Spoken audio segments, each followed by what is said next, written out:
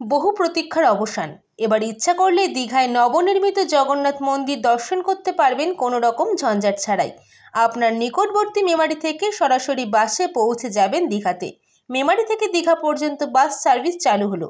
এই নতুন সার্ভিসের আনুষ্ঠানিক উদ্বোধন হলো 4 জুন। উদ্বোধন করলেন পূর্ব বর্ধমান জেলা পরিষদের সভাধিপতি শ্যামাপ্রসন্ন লোহার, সহসভাধিপতি গার্গী নাহা, বিধায়ক মধুসূদন ভট্টাচার্য, বন ও ভূমির কর্মদক্ষ নিত্যানন্দ ব্যানার্জি, দক্ষিণবঙ্গ রাষ্ট্রীয় পরিবহন সংস্থার চেয়ারম্যান সুভাষ মণ্ডল, মেমারি পৌরসভার পৌর প্রধান স্বপন বিষয়, উপপৌর প্রধান সুপ্রিয় সামন্ত, দক্ষিণবঙ্গ রাষ্ট্রীয় পরিবহন সংস্থার মহানির্দেশক প্রণব কুমার ঘোষ সহ অন্যান্যরা। বাড়ি করে আমার স্বপ্ন নিয়ে কম্পন করতে পারে না, তারা শুধু টাকাগুলো মেরে গেছে। ভাই কমরেড, মনে রেখে দেবে, আজকে তুমি বড় দিয়ে হয়ে গেছো। মেমারি পৌরসভা আমৃত্যু করছে, 30 বছরের জলকষ্ট মেমারিতে থাকবে না।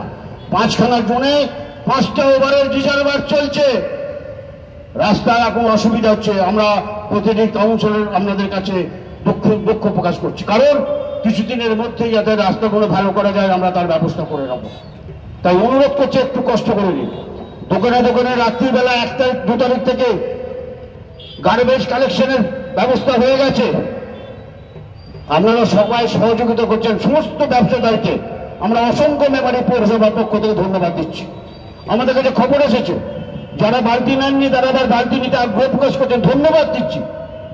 আমরা যে সিস্টেমটা চালু করেছি, সার্টিফিকেট বা পরিষেবা নিতে গেলে অন্তত পক্ষে আপনি যে এই প্রকল্পের সঙ্গে যুক্ত আছে, অর্থাৎ পরিষ্কার পরিচ্ছন্ন যে প্রকল্প, ডোর কালেকশনের যে প্রকল্প, তার সঙ্গে যে যুক্ত আছেন তার যে কার্ডটা সেখানে কিন্তু আমরা প্রপার্টি ট্যাক্সের সঙ্গে এটা দিতে হবে, কারণ শহরকে আরো পরিষ্কার পরিচ্ছন্ন করে রাখতে হবে।